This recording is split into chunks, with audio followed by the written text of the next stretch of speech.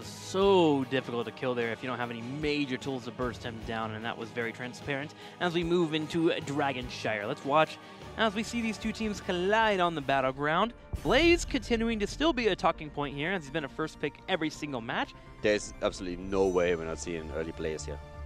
Not on Dragonshire. Yeah, especially on Dragonshire. Yeah. The thing also from the last map, I want to quickly highlight Chris, because he seemingly just like threw his ult out the entire time against ETC, but it really made it so much harder for Lauber to have the impact that he wanted to, because he entered these fights mostly on 60% HP, since Chris immediately jumped on him, threw everything out, then Lauber had to move back, needed to wait until Link could heal him up, and then re-engage again. So that was well done by them. And they actually banned Tracer out immediately in this game. Keeping her away. The same type of playstyle that we saw on the last battleground, or even Curse Talo with double support into a Tracer, can be a good way to anchor that bottom lane so your top lane can be effective. Zealots not wanting Tracer themselves decide to go ahead and ban it out, but don't forget, Chromie is one of those heroes that has been pulled out pretty often on this battleground, and we haven't seen Chris on Chromie in a while, or even ADRD, but they are both very capable of playing her. Tracer was now also played twice in this series and won both of the games, and we talked about Tracer's more and more involved in the games right now, but if you remember, just coming in after Playday 2, we talked a lot about how she's played, but she doesn't really win a lot of games. We saw her with a bit of play, but now she's skyrocketed up, and that is not only true for her involvement rate, it's also her win rate that is just getting better and better. She's currently at a 58% win rate with 24 games played, and she won 14 out of those 24. That's before we started this series. So since then, we've seen another 2 wins coming in on Tracer. So really impressive how Tracer all of a sudden is one of the key heroes that we have in the European meta, especially since when you look over to North America and you look over to Korea, Tracer doesn't have nearly the same impact. So it's definitely true that different regions hold different metas. We talked about how Gul'dan is really powerful in Europe, how Malthael is extremely dominant in North America, and so we have a lot of different emphasis on heroes from the 3 different regions, which is exactly what makes these clashes so intriguing, because you see the different metas collide, and then someone is going to finally say, okay, what's the best meta? What develops as the best strategies and the best heroes in the world? I wonder if that also has to do with, in Korea, we're seeing a little bit more Garrosh and also more Karazim. Very good counters to Tracer. Granted, you're not going to get the insta taunt on a Tracer, but if she ever oversteps or you get the engage and you taunt her down, she can be killed quickly. And Karazim is one that we've seen pretty often in Korea as well, which is a good counter for just chasing her around and dropping those punches, especially post 16 when you get that wave of 100 fists. Korea's actually not playing Karazim as much as North America. Karazim is even more played in NA. In NA, we have seen 19 Karazim games. Wow. And out of those 19, 12 were victories. In Korea, he's even played less than in Europe. Wow, really? Yeah, we have Karazim in 8 games played. 8 games compared to the 11 that we had in Europe so far. The one thing that we have to say about Korea, though, when we compare it to Europe with Karazim, is that in Korea he has a 63% win ratio, and in Europe we have a 36% win ratio. So he's played less, but he's way more successful. Yeah, they're willing to play him when he fits perfectly. So there's a Gul'dan, and there's a Uther from Leftovers. Gul'dan we haven't seen yet in this series, but we see him constantly being trickled in occasionally between our matches. Yep. The wave clear, too good. Horrify as well. We always talk about his strengths, and Leftovers intend to show off what exactly he can do. And that's what I just said, that Gul'dan is so powerful in Europe. And let me just put a few numbers to that. Gul'dan has been played in 32 games in Europe and has seen 18 victories. Now compare that to North America. He was only played 7 times. In Korea, he was played 8 times. So NA and Korea really don't respect him. They don't feel that Gul'dan in the current meta is strong, and they feel that outplaying him is quite easy. But Europe holds still strong to the notion that Gul'dan is a massive game changer here with his wave clear, with his Horrify, and so an early pick on Gul'dan here, because it already surprised me a bit that we haven't seen him a lot today. Well, I mean, we talked about it. Yep. Jaina was getting a little bit more popular in North America, and to a degree, they can fill each other's rollout just based on what you want in your team comp. Do you want to have a Horrify that can be very team dependent, but also have great follow-up, or do you want to have someone who's a little bit more independent themselves, with Jaina having that ice block? So you can see the differences and why they might have different choices. It's just a matter of what exactly is the strongest, and we get to find out at the Western Clash in a couple weeks. The one thing that for me personally is a bit sad is that if I'm not mistaken, at the Western Clash we're going to have the Malthael rework in action.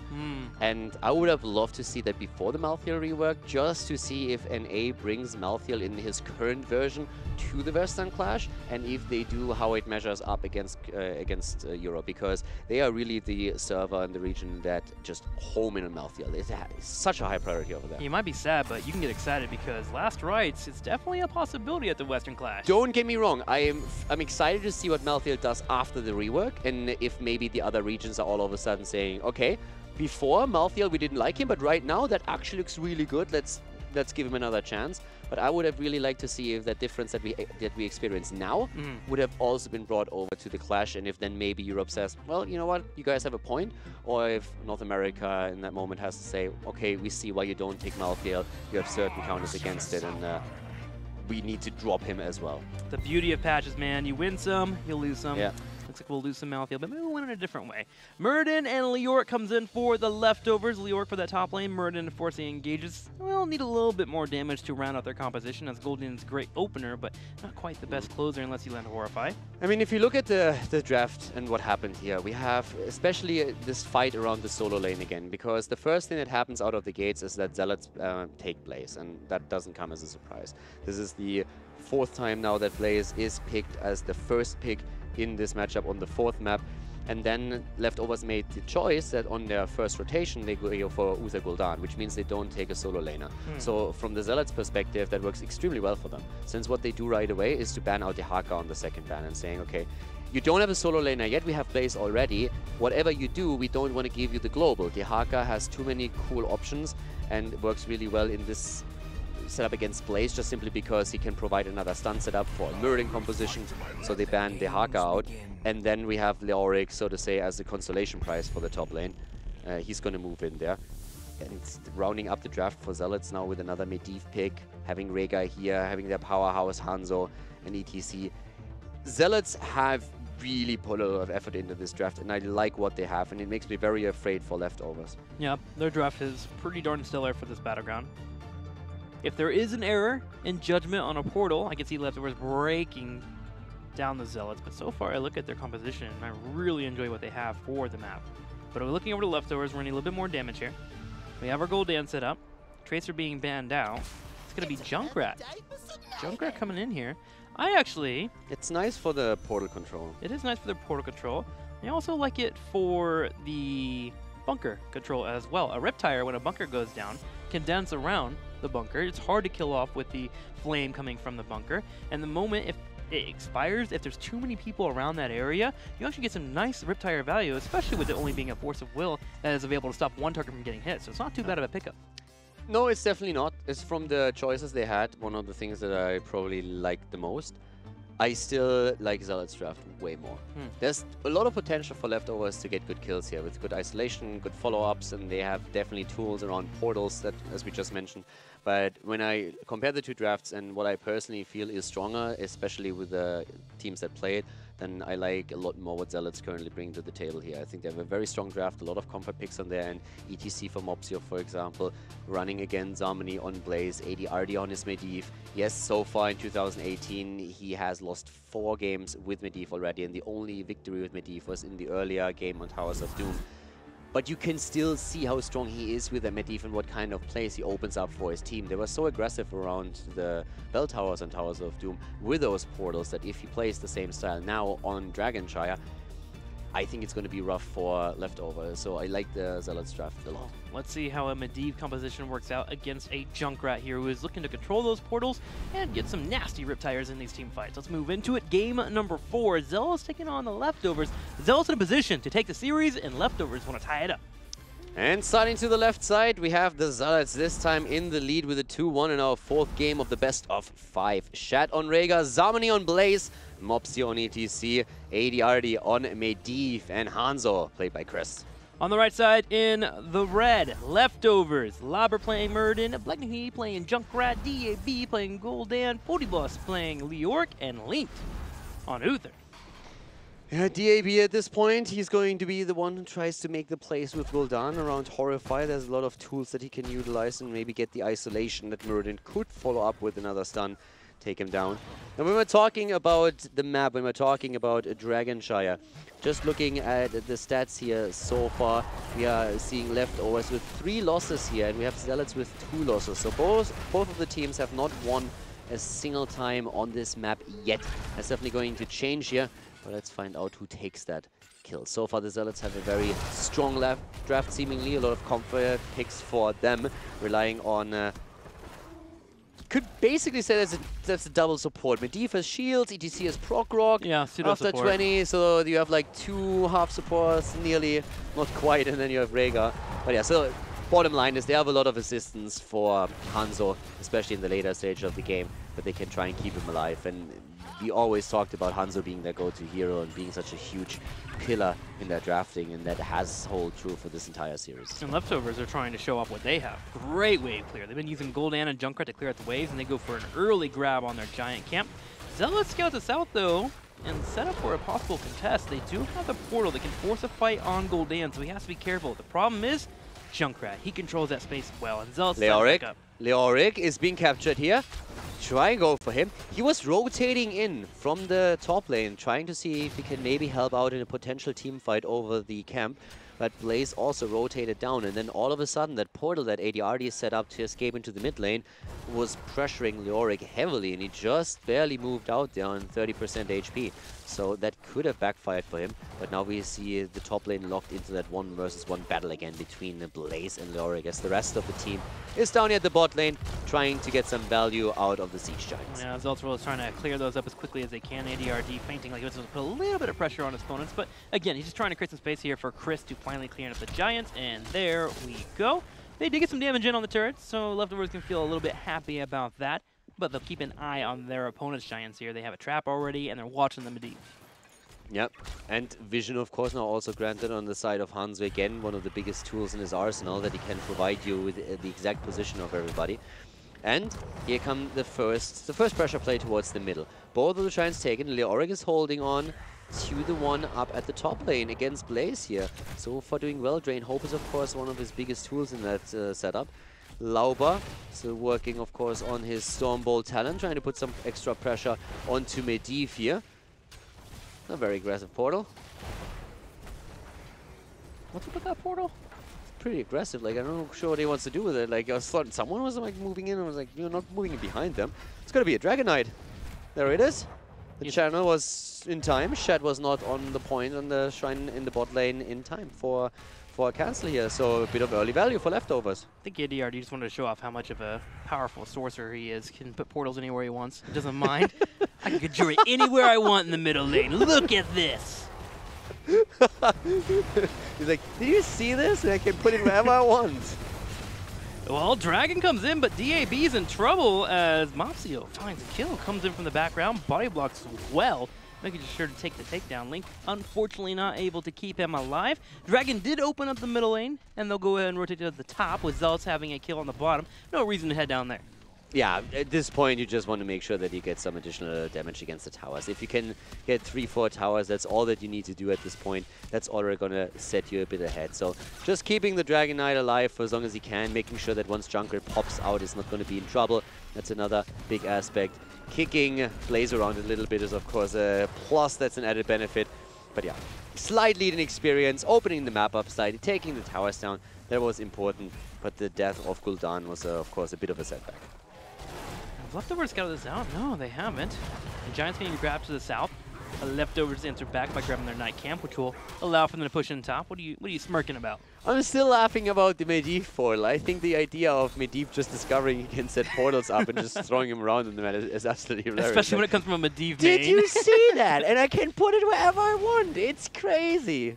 He's an eventual Dumbledore, man. Just so powerful and strong, figuring out what he can do.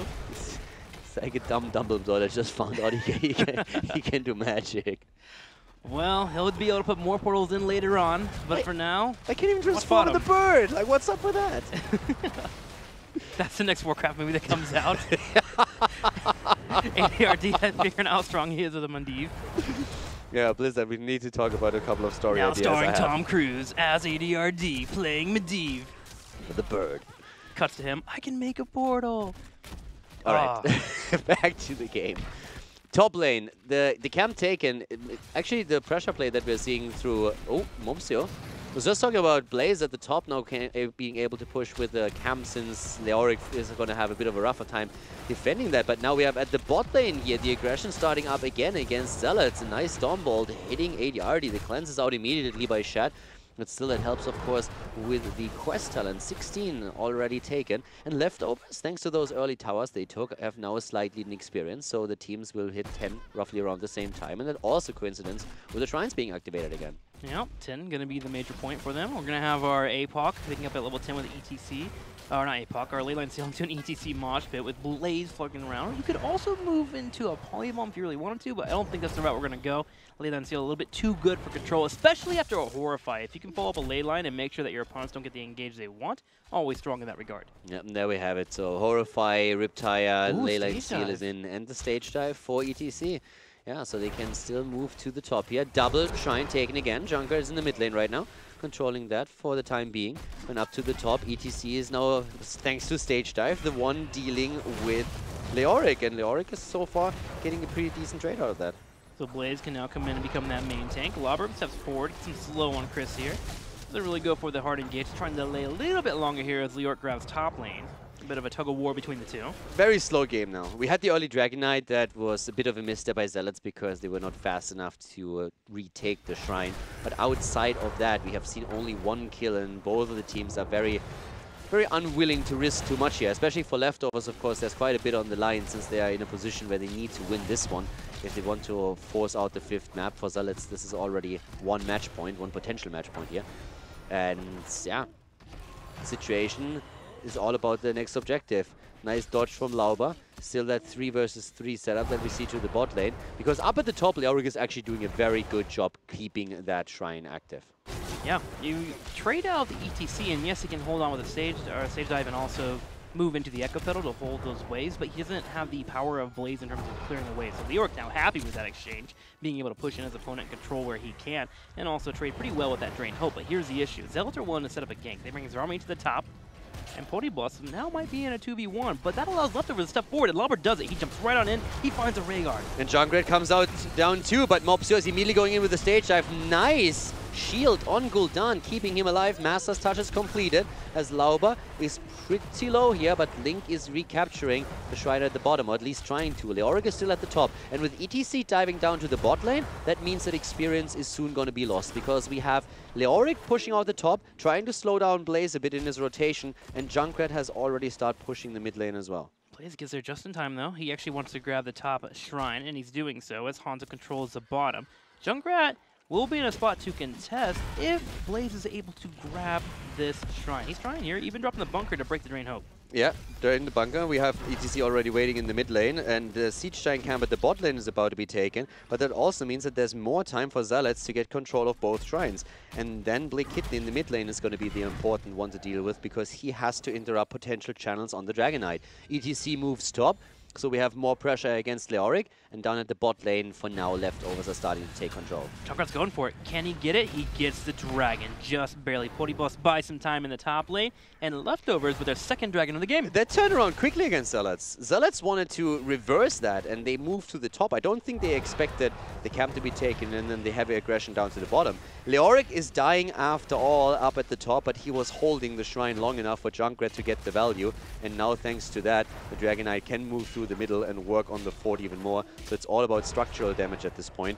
Leoric himself is still active up at the top, so nobody's rotating. They're just happy to wait for him so that he can soak experience on the lane again. But even with a double Dragon Knight, they're not too far ahead yet, but they start to take structures down and open the map up, and that's really important for them here.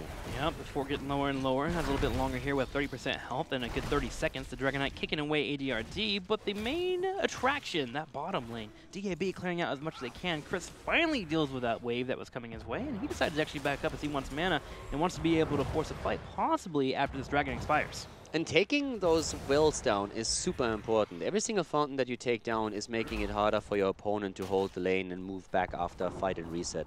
So this is a big advantage for Leftovers. They have now also taken a half-level lead, a bit more than that even, in experience. And they're looking good here. They haven't gotten a kill yet, and they suffered 2 deaths, but both of these deaths were mainly to get a shrine, and they are working well around the camps, doing a nice job putting pressure onto the lane. But of course, eventually, they are also going to need to find some kills, and that hasn't happened yet. Yeah, they are still killless right now, sitting at 0. Leftovers, the way they find those kills, going to be in a perfect Horrify, hopefully around a bunker that's already been expired. ADRD is the target, but he turns around and drops a Leyline Seal while Lobber drops with that Stormbolt. Sadly, he does not connect as ADRD is able to sneak away. The Leyline Seal saved his butt, because DAB was already waiting for the Stormbolt to connect and then for the follow-up with Horrify. And once Horrify connects, you're dead. So Leyline Seal was a heads-up play by ADRD. It was actually really well done by him to keep himself alive. But now we have another night camp taken. That's exactly what I just said. Like, they have so much pressure thanks to the camps that they take and the camp control. Poryboss is still holding the top lane. Mopsio is not having the easiest time here. And now we see the pressure play at the bottom thanks to the camp trying to take even more hit points off the fort. Now, they can't fully commit and grab it, but they are able to take some of the HP away, they rotate aggressively into the middle, and they work towards an early level 16 tell. Yeah, they're trying to push the waves and trying to see if they can find someone that's kind of lingering around or coming to fight and catch them when they can. They tried to grab Zarmy there on Blaze, but Zarmy a little bit too wise. Here's a Horrify, stage over the back line. They go straight for gold dam, but Junkrat will save his life. Yeah, Junkrat really well done here. And once again, the Divine Shield comes out. This is the fight that they were waiting for, though. And again, Zarmany mobs you with the power slide. Linked is dead. They get the kill. But the saves on Chris here, the Horrify actually negated by the Wave of Force, by the Force of Will. That was really well done by ADRD. It only hit him, so that could have been the kill against Hanzo. But once the Stormbolt connected, ADRD knew immediately what was happening here and threw out the shield, and that negated everything that they tried to achieve with Horrify. And the kill here on Uther will open the map for Zealots. They're even looking for more as they go straight for Lobber. They see the portal come down near the Giants. Leftovers thinking about continuing to grab these Giants. ADRD sharks around them, only to scare him a little bit. Mostly, though, to buy time for his teammates here to work on the shrine. But Poryboss, a little bit too wise. He stays top and he stops Blaze. Now, here's the thing. 3 kills against 0, but Leftovers still take the most structures on the map and still do a very nice job controlling the lanes and controlling the camps. Their problem is really the team fights where they don't find the kills because there's always ADRD screwing things up with either a quick shield, with him using Leyline Seals.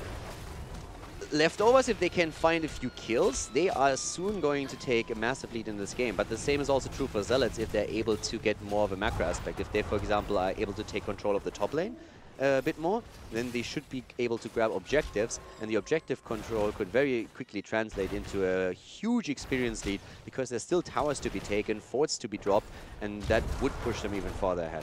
Aggressive stage dive there from Mopsteel. The cooldown will be down. Why wasn't he more aggressive? Well, you have to be careful because of Junkrat. If you stage dive in and get knocked into behind the turrets, you could fall victim to your opponent. Even with portals around, still too much control for Leftovers, so he plays it safe here with his team. But ADRD, he's having a hard time here against the poke from the Junkrat, as Butnicky is constantly putting damage on him. And we have to highlight Poryboss again at the top. He's doing such a fantastic job with Leoric this entire game already, where he always keeps the pressure and he keeps that shrine active for them. No one really, only if they send 2 top can they even contest it, so he's now even more the top. He's just playing AFK Leoric the entire time, AFK pushing, and he does it absolutely fantastically well. No matter who they send up, if it's Blaze, if it's ETC, he keeps the lane, he wins the lane, he slows down rotation, he does it again on the minimap right now, moves in here, and that just works so well for Leftovers. He really keeps them in that spot. Lauba is in a bit of trouble, has to pop his 16 here. Yeah, Stone Form and keep him alive. ADRD and Chris combined. We're actually cooking pretty hard. The Stormbolt connects after the Force of Will, and that might be a dead Medivh. No way. Shad trying to keep him alive. Way. Shad keeps him alive. Wow, Horrify coming out, everything coming in, and trying to keep ADRD down, take him apart, but that didn't work out. Now we have Junkrat at the bottom and still trying to take a quick temple. If they can get this one, they probably get another Dragon Knight.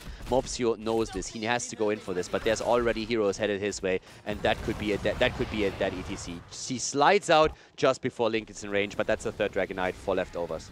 Zealots doing okay in the team fights, but Leftovers are finding these small errors there where they're allowed to push forward and grab a dragon. Them forcing ADRD to back, but also Rhaegar to use Cleanse allows for them to grab both shrines, and now we have a Dragon pushing the bottom lane, pushing in, and this comes at an instrumental time. They're at 19.25 in experience. With opening these turrets, they can move towards 20. Exactly, they move towards 20, and they can open the map even more, as you already said. And if they grab another one, just with the help of 20, if that's possible for them, then they can go for keeps and core. So right now, this is, again, stage dive coming in. They're trying to go for Black Kidney here. So far, no slide. Now Leoric is down at the bot lane. We could see the Entomb. He's waiting for it, slowing them down. Again, going in with the Ominous Wraith, reducing the damage. They're still fighting here. Mobster with a slide in, slide out. Zarmany waiting for potential bunker play. ADRD is low, moves away with a quick portal, but the Entomb does not connect, as Leftovers were attempting to at least get one kill in this setup. That was an impressive defense from Zealots, though.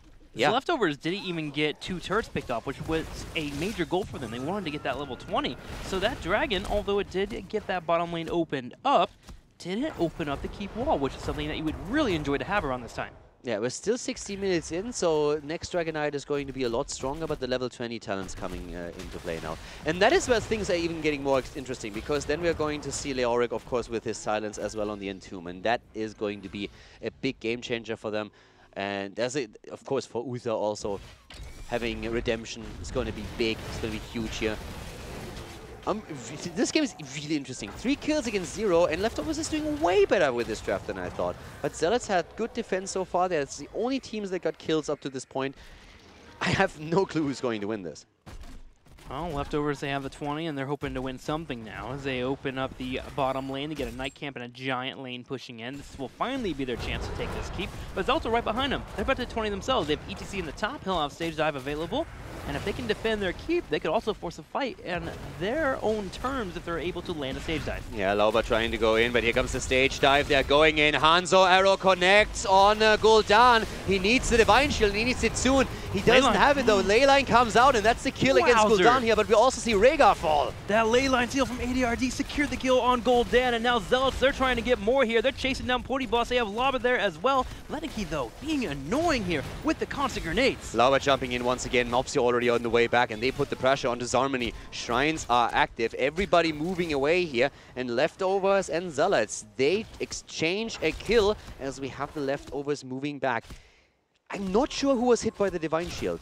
Gul'dan did not get it. Uther used it, but I missed who he hit with it. Yeah, I was wondering as well, because I think they also jumped in the bunker too, because I was looking for that Divine Shield, especially when that Leyline Seal came out, and then I noticed that it was on cooldown, so it had to be a click on somebody else, and the Leyline Seal also made it to where Uther couldn't provide any heals, and Gul'dan fell. I didn't catch it, that's why I don't know if it was a misclick or if someone else was in so much trouble that they needed to get him. Just heard that it was on Junkrat, so they saved Junkrat with him instead, but that was a very aggressive move that we saw towards Gul'dan, and he falls. But then without using Ancestral, Rhaegar dies too, so it's an even trade, and that makes this, again, an interesting spot in my head. I love how the entire time he's just jumping around here. Zealots working on taking the fort down to the south side as ETC is facing off against Leoric. Rhaegar had to back up and heal on up and also grab some mana, so he'll be joining his team pretty soon. Leftovers still have a chance here. Remember, they've only lost 1 fort in this matchup, despite losing Gul'dan there. Yeah, and ETC still has that global, and that becomes more and more important as the map opens up. Leftovers and Zealots. It's such a close game here. Top fort has fallen. Down here, a bit of aggression is starting to come in. Horrify is ready. Keep that in mind, but Lauber is already low. Has to pop his 16 again, and does so. Stone Form is used. Bunker as well. Here comes Zarmany, the jump, and immediately, once more, Junkrat making sure that Mopsio is not becoming a threat. The big slow there, keeping members from Leftovers back. Ancestor Healing does connect, but ADRD, he's low on health. He'll drop down his Force of Will. Leoric is the target that gets picked off. DAB will be next. Leyline Seal connecting on 3 members of Leftovers. Lauber takes some auto attacks from the side. DAB trying to escape, but Chris, he says no. He delivers an arrow to the heart. Gul'dan is down and Lauber is on the run. He barely jumps out, but he should not be able to escape here. He tries to get a few more hit points back, but he's already low in mana. They try to keep him alive. Link gets another heal in, but he doesn't have anything else, and that's the end of Mirrodin. It's a triple kill as the Zealots are starting to become way more aggressive. ETC already up at the top, reclaiming the shrine, and that will give them the Dragonite in the middle, unless Junkrat is able to delay it long enough, but that is extremely doubtful considering how strong they are positioning themselves here. And if he does it, he has to be careful because of Stage Dive. He's poking from afar, 1 grenade at a time. Zarmany sees it. We'll try to clear out that way so we can get some vision here. A couple more grenades coming out, and Junkrat is actually being annoying enough to stop this, but look at the bottom. Leoric, he gets hit there with the Stage Dive, linked by himself, power slide into a face melt, and linked will fall too. Linked is down and moving out, but they still can prevent the Dragon Knight for a little bit longer to be taken, but Blake Kidney is running out of time soon. Nobody's helping him out here. That's the biggest problem. Linked is finally back with redemption, but they're coming from behind. Blake Kidney barely gets out, but the Dragon Knight is claimed. Leftovers now. They are starting to fall farther and farther behind. They have the top lane pushing. That's something in their favor. But we are seeing now the Zealots moving through the bot lane. And of course, with this Dragon Knight, they are going to try and take keep. Cute maneuver there, surprising from behind. Junkrat able to get away, just barely. But with this Dragon now, they'll continue to push it in. But you mentioned it. Leftovers at least have everyone up now for defense. Can they hold against this Dragon Knight post 20 that is looking to break down a keep? Keep would be great for Zealots. I'm not sure if they can get one. They're looking to open the map and just take the forts for now. They abandoned the idea of grabbing a keep because they are sending 2 heroes back. And ETC has now taken to outpush the top lane. Of course, he has stage dive. He can go back in. But they are just looking to take this mid lane. So there is no chance for them to actually get a keep. There's only 40 seconds remaining. And unless they now get a few kills quite quickly, they won't get a keep through the Dragon Knight. And that is a 20-minute Dragon Knight that we're talking about. They're trying to get to a spot where Leftovers are out in the open a little bit, so stage dive can be effective. Because remember, they did take the level 20 stage dive, so hitting multiple people and getting the slows in will be good for ETC. But Leftovers are just not biting. Their defense and their poke has been a little bit too stellar so far. And Leftovers will clean up this Dragon Knight. The game is not over yet. It looked a bit scary as the 3 heroes are down, and Zealots, they thought about how far they can go with this, but they were hesitant. And now they just decided to play this even safer. They took the entire lane apart. Now we have the flank around from Podibos. He wants to get this entombment, and he has a really good chance of getting it if he wants it. But right now, no move. There comes ETC. Are they going for him instead? Not yet. Once again, Junkrat doing his job, pushing them out here. Bunker is on the ground as we see everybody else moving away. Leoric is really far out. So is Lauber, though. They jump out, and we have the Riptire coming in to create some space. But here comes the ley line, and it hits 3. Power slide's available for Mopsio. He goes forward to drop the face melt, looking at DAB. Doesn't land the power slide though. Podibos is able to sidestep it, and Zealot's aggression is stopped. Podibos, okay, first he misses the entomb. That looks bad. And then he completely jukes out ETC as he tries to power slide in. And to add insult to injury, before he jukes him out, he actually even connects with the Drain Hope. But the fight is starting over the siege camp, and Leftovers have actually taken it. They're going in again, and they're hitting the Stormbot against Chat. Chat is low, Chat is really low, and he is in a huge amount of trouble here, trying to move away and barely gets out with no cooldown ready for the Entomb on Leoric. There's just no way for the Leftovers to put him in place. If that cooldown, if Entomb would have been up, this would have been the moment to use it. Yeah. But again, the teams move away without a kill on either side. Surprising Leftovers controlling that fight in the quarter, which you have to be careful in that corridor too against Junkrat because the grenades constantly coming out and things flinging around. Zealots identified that and escape. Shad even getting chunked down a little bit, but he survives for now. I mean, let's talk about damage. We have Hanzo with 100,000 hero damage, and we see Junkrat with 75,000. And siege damage is also showing pretty clearly that those two are the main contributors at this point. Well, Blaze actually with the 250,000 is even beating out Hanzo. His siege damage is just out of this world. But then you have Junkrat who's on 233,000 as well. And thanks to his training, thanks to him just like shooting out his grenades the entire time. This is of course only going to increase even more as the game continues. I mean, we're 24 minutes in and we haven't seen a keep fall yet. And it's about to get more intense too. Shrine's activating. One to the north, one to the south. ETC is already there. He has that global available to him. Remember that stage dive still available. At the bot lane, trying to set the pressure up right now. Leftovers on the move forward. Yes, they're pushing with a night camp. They'll have the poke from DAB. Yeah, up to the top lane. ETC, he wants to go for the stage dive. He's waiting for the chance. Yeah, he's waiting for Zarmi to go in. If Zarmi gets that engaged after the night camp goes down, we'll see that stage dive. Summoning again with the zoning here, but keep Podibos and his entomb in mind. Oh, Podibos floating around, trying to find a spot where he can get that entomb. ETC in the back already, just waiting here for a chance. Here comes the quick move with a stage dive and gets pushed away every time Junkrat is ready, but the fight is just starting. Don't forget about Leyline Seal. It is available for ADRD. He drops a portal. Mopsio has power slide up soon. And Leftovers need to be careful that they don't clump up too much here. Playing around the bunker, playing around the portal, going in deep with Lauber. They go for ETC. They try to take him down. That base mount goes off. Power slide still is up. Podibos falls. Boss falls, gets the quick silence out against Medivh, though, and they're trying to go for the counter kill, but they don't get it. Junkrat is doing whatever he can from the backline to get the damage in, and Gul'dan, of course, in the meantime, also just dishing out the damage, trying to go for his own Horrify. Once again, Ancestral keeping Mobstio alive as he goes forward. Rhaegar with a good move, and Junkrat again with the displacement. Lobber being knocked back, he's able to jump away. DIB helping where he can. Boss is about half-life right now. He will be back soon. Zealots want to kill. They're chasing Lobber on the side here. Lobber will be having a jump up soon. He should be okay, but ADRD brings a portal. The Lobber once again moving down here. Well done by him, and the poke just continues as we're seeing Leoric coming back. Top lane is pressuring in hard with the Night Camp that Leftovers took early, but the fight is still over the bottom shrine. Boss is back. He'll be back here in a couple seconds. And remember, he'll have Entomb in 4 seconds as well. Lobber jumps in, stage dive here. ETC in the back, and immediately once more, Junkrat is ready with the displacement. He's going for it, but also Blakidney now in trouble as Mobstio is homing in on him. Here comes the Entomb, the second in the team fight. They're trying to go for Hanzo, but Chris is moving away. Lauber gets stopped by ETC, and he gets taken down. The tank is dead. Chris is low. They're trying to move in for that counter kill. Can Leftovers confirm it? Boss is suffering, and he's the second one to die in the fight. Zealot's able to take the kill there. Chris dodging the Stormbolt, which was instrumental for him to help win this team fight. He is on a sliver of health, but the heals are coming in, and they have taken 2 away. Uther with Redemption, though, is back. Zharmony lower and lower. He has a force of will. He jets away. And once again, Medivh turning around, trying to set something up with the ley line ceiling, covering the retreat here. Play of the game. It's a 5 versus 3. Here comes the play of the game. Power Chris is slide. going in. The power slide, the Horrify being used. DAB trying to keep himself alive. Not able to do it. Oh, just 9 more seconds until the Divine Shield is ready. But without it, Link has no chance to save Gul'dan. Now they're chasing Blakidney. One heal comes out, but Chris is poised to take him apart. Divine Shield comes in. Can they get the kill against Chris? He's getting lower and lower. The force of will at the last second. Leak trying to chase him. Can he get it? No! Chris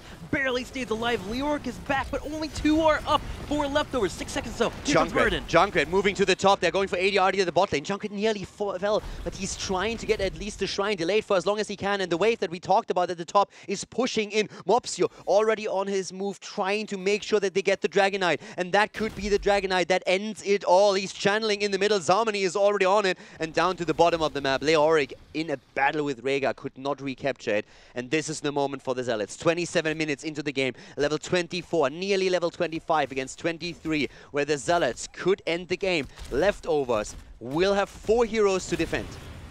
They'll have 4 heroes, a 5th to join soon, 20 seconds for that Uther, but there is still a keep wall, a gate at least in the way, and a keep. Zealots will take this time to poke where they can, using Junkrat and Gul'dan and their strengths, but look at this dragon. It chunks structures right now. Yeah, this is absolutely grim for them. And the portal again, extremely aggressive here. They're trying to get the Dragonite down, and they're doing a good job, but is it gonna be enough? Here's the Riptire. Potipos sacrificed himself, trying to slow them down with a quick Entomb, and he gets that. But the Dragonite is already on the core and chipping away at the shield as much as he can.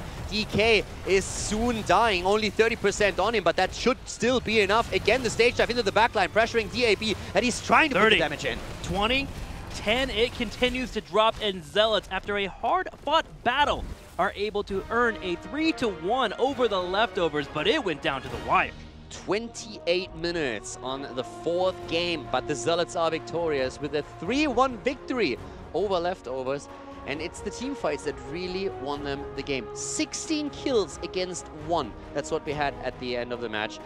The map control and around Junkrat is something that really excelled for Leftovers. No. But in team fights, they just couldn't get their kills. Too many clutch moments for the Zealots. ADRD bringing in the Force of Will, Rhaegar having some great cleans and some heals. But also, there was a moment where Chris was actually trapped in an Entomb, dancing around, just squiggling, trying to stay alive, and a Stormbolt flew out, and he just barely sidestepped it. And that allowed for him to live long enough to have ADRD come up, provide the shield, and they were able to auto-attack their way to a victory. It was actually very clever and very cool to see, because that one Stormbolt could have changed the game. ADRD has his first 2 victories on Medivh today, and he played out of his mind today. Not only in Towers of Doom, but also now here on Dragonshire. He kept teammates alive, leyline seals, set up great kills and great engagements for them, but also covered retreats when necessary. And the way that he used his shields through Medivh to keep his teammates alive when they were attacked, when they were, for example, engaged, or when Gul'dan was trying to take them down and even use the Horrify. That was incredibly well done. So big shout out to ADRD. Really, really well done here, and he had a huge impact on those wins. And now we have Zealots at a spot where their Western Clash hopes continue to be alive with their big victory today. More will come at you soon to figure out who exactly will be going to that Western Clash, but now they're in contention here with Team Liquid, Tricked Esports even to a degree, who will be up next. And sadly, on the other side, Leftovers down to a 0-6. That stings. It hurts quite a bit, and they are in a really awkward spot. They have 2 wins, but they have 18 losses in maps, and they looked stronger today. That drafting looks a lot more crisp. They were able to bring Zealots oftentimes on maps nearly to a defeat, really just all on the edge. But the problem for them still is it doesn't matter how much potential you show. It doesn't matter how good you play. At the end of the day, you need to get those victories, and they are currently not able to do that. They look better from week to week, but at some point, if they don't want to find themselves in a crucible, they need to make that step where they translate that potential into actual victories, into match wins, because right now they find themselves very far behind any other team in the league. Yeah, but they really made some strides today. I mean, ETC, this weekend, ETC finally come into play for them. We've been asking for it for weeks, and you can see how strong of a powerful tool it is for that team when they're able to get it. Also, not having put so much faith into Rhaegar as well has just allowed them to levitate their play to a higher level. So we'll continue to keep an eye on for them, but they still have to consider the idea that, hey, Crucible, after the Western Clash comes back, they have to start earning some big wins to come their way, or they're going to be in a spot where they will be securing one of our 2 slots that will be going to that Crucible, and that's not a spot you want to be in. Yeah, they still have... They have weeks, but still. The improvement they show, even if they end up in the Crucible, would help them. But of course, we're jumping ahead a bit since we are still in part 1 of phase 1. So in the second part, that's where it matters the most. But if they could get a few wins now, it would really help them towards the second part of phase 1. So they're getting better, but at some point they need to get these wins. And they still have a series against Diamond Skin that could help them a lot. We see Diamond Skin, of course, in our next match as well when they go up against Strict Esports. So that's going to tell us a lot about Diamond Skin too, since we are still questioning a bit, where exactly are they? Victory against Team Liquid, outside of that, not quite as successful as they themselves were hoping to be. But that could, of course, change. And then next week we have that important match between the Leftovers and Diamond Skin. But today, Leftovers getting better. Second map win for them, so slowly and steadily edging forward here. But they still need these match wins. Yeah, they really do need those wins. But Zealots will be talking to Chris pretty soon here, as soon as he is ready. We're just waiting for him to hop on the call, and we'll talk to him about his big victory. And the moment I say that, it looks like Chris is actually ready to go. So Chris from Zealots coming in here. Chris, congratulations on your big victory today. You and your Hanzo continue to dominate. Thank you. Yeah. I really like Hanzo. Good hero. It's very noticeable. I mean, you make some pretty insane play of the games. Is that something that you and your team really enjoy pulling off, or is it just so strong that you keep picking it up? I think it's just really strong. I mean, I just try to always look for the best meta heroes and just pick them up and try to become good at them. I want to ask right you. Now it's Hanzo. Oh, I want to ask you what you think about Leftovers. Leftovers again. You guys get the 3-1, but the match score doesn't reflect the play. You guys were at almost equal footing, it felt like, in a majority of those games, especially on that Dragonshire. It seemed like you guys had to really push for those limits to get a win. I mean, we knew that Leftovers is good. They also showed good games against Method yesterday, and in general, they have a bad map score in HGC, but they always show strong games and close maps, so we knew it's going to be a hard series, and since I really struck against Diamond Skin on Friday as well, so, I mean, we expect close games against them. Awesome. They're getting pretty strong. That they are. Over to Caldor. First of all, congratulations. Great victory today. Tim already talked a bit about the Hanzo play. You ended the last one with 150,000 hero damage, which was pretty okay, I would say. I have a question about the first map. It's the map that you guys lost, and we saw you pick on the last slot Brightwing as the solo healer. Was that something that you felt that you planned from the get-go when you approached the map, or is it something you felt forced into because of the composition that they drafted? I think it was basically just for the Tracer. We were thinking about Brightwing or Kavazim. I wasn't the biggest fan of Brightwing. I think in general, draft was pretty disaster in game 1. And yeah, I think it showed. Yeah, we probably should stop picking Mythael. Malthael is interesting. We always talk about the regional differences, and especially in North America, currently dominates, but in Europe, it just doesn't find the success. Yeah. But the draft, we were talking about this quite a bit because we always thought that maybe it's an adjustment to Brightwing, and Karazim would have had the chase, but the CC. And it didn't work out for you. And for me, the question was immediately after the first game, well, you come into the game, it's super important for you guys, and you lose it. It might be because of the draft, might be because of a misplay, it doesn't really matter. How does it affect your mindset? Could you guys just shrug it off and say, whatever, let's focus on the next map? Or was there already a bit of doubt where you said, guys, we can't do this? So did anything change from game 1 to game 2? It was a bit hard because we lost by like 4 or 5 levels already. But I mean, in our head, it was just like, just reset. It was the draft. The draft was hard to play. Just go over it again next game. It's just 1 game out of 5 games. So shouldn't be a big deal losing. Okay, one more thing that we wanted to ask you real quickly is we have Blaze today in every single game. And he is now starting to become more and more dominant. We've seen him at the beginning when he was introduced, mainly being picked up by Tricked, since Alex just one-tricked him. Now we have him as a first pick in basically every game. We've seen him as a first ban. How strong do you think Blaze is? Why do you think he's so strong, and do you feel he's too strong? It's just bunker. The bunker is just totally broken in team fights. It just has so much impact. And he can double soak as well, and he's a solid solo lane, and you can also put him as a main tank. Like, he's really flexible, he can do a lot of things, and just the bunker team fights, like I said, is insane. Do you feel it's to an extent where the ability, where the heroic needs to be adjusted, or do you feel there's going to be counterplay? Yeah, I agree. The cooldown is way too low for it as well. Like, I need some adjustments, and maybe the Q damage of it. Maybe, I don't know. Or like how fast you can enter and go out of it again. There might be a time frame where you're not able to enter it again for the next like half a second. Okay, awesome. Again, congratulations. Great play from you guys today. And yeah, thanks for the answers. In the past, Zealots has talked about wanting to go to the Western Clash and how important it is for them. Sadly, one of your last matches is against one of the best, Dignitas. How are you guys going to approach this week coming forward? Are you going to try your best to just get a massive win, or are you going to try, like you have in the past, to beat Fnatic in the last week? What's going through your mind? I mean, yeah, maybe we get the Fnatic deja vu. I don't know. It would be great, but we are obviously not hoping on a Dignitas just looks way too strong. Like 5 levels ahead of every other team in Europe. So doesn't mean that we are bad. There's other team Europeans are bad. Just Dignitas is insane. So you're in a spot where you're more focused on just trying to focus on the match itself, or do you really care about it because of the Western Clash and how important it impacts you guys? I think it's still almost impossible to go to Western Clash for us. Even if we win against Dignitas, they have to do a lot of things that go right for us. Like other teams have to lose certain maps, or certain games, and so like I think our focus is just to get into the EU playoffs now and try to qualify for mid-season brawl. I think that's our focus. So this weekend was really important to get the 2 wins, just to collect the points. Awesome. Well, very cool, Chris. Thank you so much for your time. Before I let you go, shout out to yours. But yeah, shout outs to my teammates. Yeah, don't forget shout outs. Today. And I mean, that's already it. Shout outs to everyone that supports us, me and my team. I really appreciate it. And yeah, thanks for having me. Chris is so quick and to the point. Thank you so much to Chris and Zealots as they get their big victory today. Chris coming in here, being a little bit on the humble side, just wanting to focus on the match here. Let's go ahead and look at Zealots and how far the last few matches have been for them. So they started out with a bit of a couple rough losses. Tricked Esports and Team Liquid, 3-1s and 3-2s. Very, very close. And then they come in and get a big win against Fnatic, 3-2, and then follow up into a Method 3-0.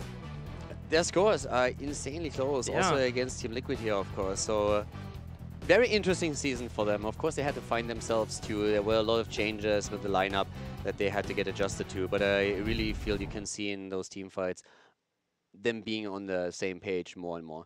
And the series, we talked a bit about the draft. I'm glad that he could clear that up because we had that same question with Brightwing as the pick. So it was a Tracer adjustment, and they were not really too happy with it then once they had to play it. But outside of that, a lot of the drafts were looking really clean. And again, we highlighted Chris on Hanzo, but I have to come back to ADRD. His Medivh play today was absolutely stellar. Yeah, I'm getting those wins in. All right, guys, that's it for match 1 of the day. Match 2 coming after you later on as we watch Tricked Esports take on Diamond Skin. Well, for some damage, Chris dives in for a little bit of a kill here.